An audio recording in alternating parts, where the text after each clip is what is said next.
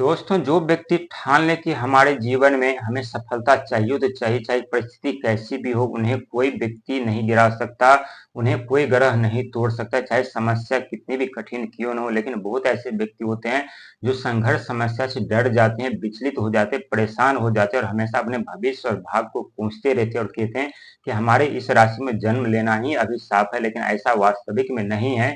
ईश्वर उन्हीं को दुख दर्द समस्या ज्यादा देते हैं जिन्हें बहुत बड़े ऊंचे पद प्रतिष्ठा जिम्मेदारी देने वाले होते हैं। लेकिन व्यक्ति समझ नहीं पाते, परख नहीं पाते और अपने आप को हमेशा नीचे दिखाने का खुद प्रयास करते रहते हैं। लेकिन आप अपने आप को खुद यदि नीचे दिखाने का प्रयास करेंगे तो स्वाभाविक है कि दुनिया उससे कहीं ज्यादा अधिक आपको नीचे दिखाने का प्रयास करेंगे और ये वास्तविक में सच होता है। लेकिन हम बात कर रहे हैं धनु राशि वालों की, जिनके राशि के स्वामी गुरुदेव हो, वो इतने डिप्रेशन में कैसे जा सकते हैं, वो इतने इमोशनल कैसे हो सकते हैं, उनके जीवन में सफलता न आए ये कैसे मान लेते हैं, वो अपने जीवन में सफलता कैसे नहीं पा सकते हैं, ये क्यों नहीं सोचते हैं कि हमारे राशि के स्वामी देव गुरु बृहस्पति है, जिनके पास अथाह ज्ञान का भंडार है, वो हमारे स्वामी है।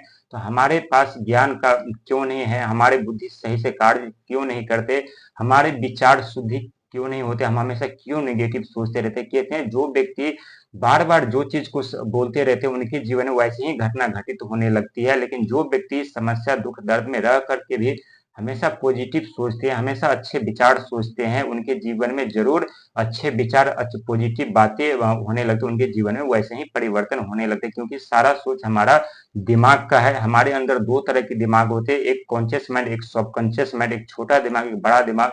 जो कि छोटा दिमाग वास्तविक प्रेजेंट में जो हो रहा होता है, वो छोटा दिमाग उस बात को बड़े दिमाग यानी सबकॉन्शियस माइंड तक ट्रांसफर करते हैं। सबकॉन्शियस माइंड क्या करते हैं कि उस जानकारी को लेकर के उसी दिशा में आपको कार्य करवाने लगते हैं, आपके अगल बगल में ऐसे माहौल बना देते हैं जहां आप यदि अच्छे सोचते हैं तो अच्छे कार्य आपके साथ होने लगते हैं, यदि बुरे सोचते हैं तो बुरा प्रभाव आपके जीवन पे पड़ने लगता है। सारा खेल हमारा दिमाग का होता है। लेकिन इसीलिए कहते हैं कि परिस्थिति कितनी भी खराब क्यों न हो, हमेशा हमें पॉजिटिव सोचना चाहिए, हमेशा हमें अच्छे विचार, अच्छे शुभ सोचना चाहिए। नेगेटिव सोचने से हमेशा हमें बचना चाहिए, क्योंकि नेगेटिव सोच जल्दी प्रभावित होते हैं हमारे ऊपर और पॉजिटिव सोच प्रभावित होने में थोड़ा वक्त समय लगता है।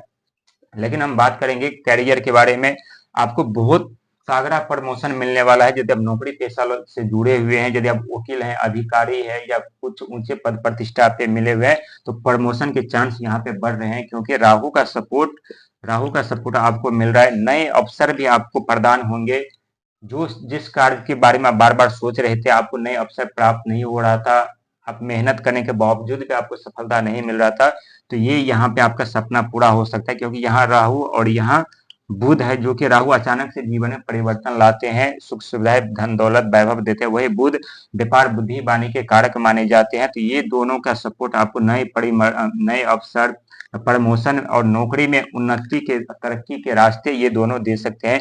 व्यापार में अपार सफलता भी ये दोनों आपको दे सकते हैं, क्योंकि ये दोनों ग्रह बहुत महत्वपूर्ण है अभी आपके लिए। और साथ में देव गुरु बृहस्पति, जो कि आपके राशि के स्वामी होने के साथ साथ युवा अवस्था में आ चुके हैं मिथुन राशि के स्वामी बुध ग्रह में।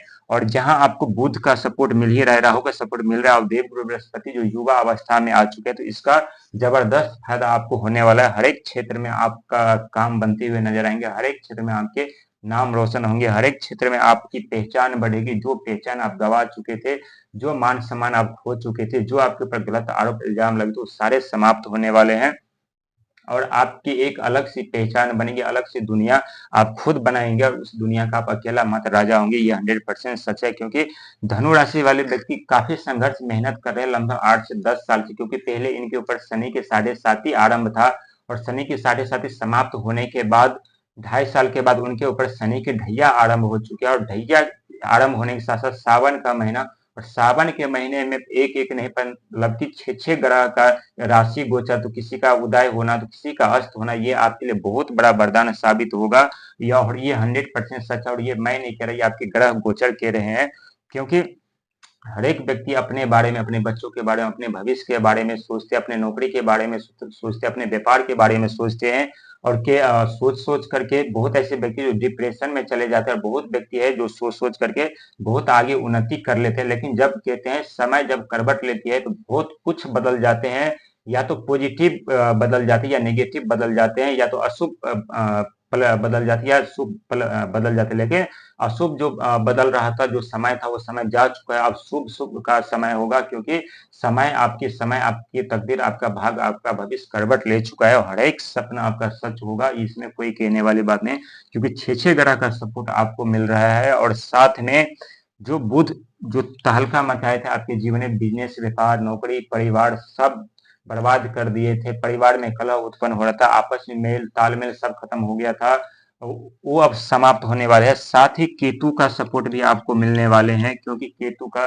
सत्कार, सेवा, रोग, ऋण के कारक माने जाते हैं, दया धर्म का कारक माने जाते हैं। और जो व्यक्ति काफी दिन से परेशान थे, शारीरिक कष्ट से, रोग से परेशान थे, ऋण से परेशान थे, उन्हें यहाँ छुटकारा मिलने वाला है, क्योंकि सारे ग्रह अभी आपके पॉजिटिव एनर्जी आपको प्रदान कर रहे हैं। पॉजिटिव एनर्जी मतलब ऊर्जा होता है जो सकारात्मक ऊर्जा आपको प्रदान कर रहे हैं। सकारात्मक ऊर्जा प्रदान करने के साथ साथ आपकी सोच में बहुत बड़ा परिवर्तन होने वाला है इस समय। जो आप बार बार क्रोधित हो रहे थे, बार बार आप गुस्से हो रहे थे, वो अब आप नहीं होंगे, क्योंकि यहाँ पे चंद्रमा का सपोर्ट आपको मिल रहा है, क्योंकि चंद्रमा इच्छाएं के, विचार के, भावनाएं के कारक माने जाते हैं, जो कि राहु महाराज के विराजमान है कुंभ राशि में। और शनिदेव महाराज वक्री चाल में आपके राशि में आ ही चुके हैं 13 जुलाई को। वहीं बुध महाराज आपके राशि में आ रहे हैं 18 जुलाई को। तो बहुत बड़ा साल ये 2025 आपके साथ होने वाला है। हर एक दिशा में आपके कार्य बनते हुए नजर आएंगे, हर एक सपना आपका सच होगा, लेकिन इसके लिए आपको कड़ी मेहनत करना पड़ेगा और अपने सोच पे थोड़ा विचार करना पड़ेगा, क्योंकि यहाँ राहु महाराज आपके ऊपर दृष्टि बनाए हुए, क्योंकि राहु महाराज पलक झपकते राजा को रंग बना देते हैं, रंग से राजा बना देते हैं। लेकिन राहु का अभी निगेटिव प्रभाव, नकारात्मक ऊर्जा आपके ऊपर अभी इसलिए नहीं पड़ेगा क्योंकि शनिदेव वक्री चाल में है, और शनिदेव के राशि शनिदेव महाराज की प्रिय राशि कुंभ है, कुंभ राशि में राहुदेव महाराज विराजमान है। तो वहां पे आपको राहु महाराज का पॉजिटिव एनर्जी मिलेगा, सकारात्मक ऊर्जा मिलेगी, जिससे आपके प्रमोशन में तरक्की होगी, नए अवसर प्राप्त होंगे, नौकरी में तरक्की आप कर सकते हैं, बिजनेस व्यापार में अपार सफलता आपको मिल सकता है। लेकिन कोई भी कार्य करने से पहले सही तरीके से जांच पड़ताल कर लीजिएगा, तभी आगे बढ़िएगा, क्योंकि पिछले समय आप देख चुके हैं किस तरह से आपके जीवन में दुखों का पहाड़ टूटा था, किस तरह से आपके सपने सच होते होते रह गए थे, किस तरह से आपके जीवन में अचानक से जो आपके गुप्त शत्रु उत्पन्न हो गए थे, जो आपके साथ रहते थे, आपके साथ बैठते थे, वही व्यक्ति जो आपके मित्र थे, वही व्यक्ति आपके जीवन में समस्या उत्पन्न करने लगे। क्योंकि जब आप उन्नति के राहों पे जा रहे थे, तो ये उन्नति के राह कुछ लोगों को नापसंद हुआ, क्योंकि आप दिन पर दिन मेहनत के संघर्ष के साथ आप आगे बढ़ रहे थे। लेकिन एक वक्त ऐसा आया जहां आपको वहां से पीछे मुड़ना पड़ा और आप अपने जीवन में असफल रह गए। लेकिन जो शिक्षा इस शनि के 7.5 में आप सीखे हैं, जो समझदार हो चुके हैं, जो बुद्धिमान हो चुके हैं, इससे ये आपकी सबसे बड़ी ताकत है, और इस ताकत के बदौलत अपने जीवन में निरंतर अब आगे बढ़ते चले जाएंगे, पीछे मुड़ने का मौका आपको नहीं मिलेगा। साथ ही जो आपके भावनात्मक सोच है उस पर थोड़ा कंट्रोल करिएगा, क्योंकि किसी को कुछ आप बोलते हैं तो भावनात्मक सोच से आप कुछ बोलते हैं, तो बाद में आपको ये परेशानी में डाल सकता है। बहुत सोच विचार कर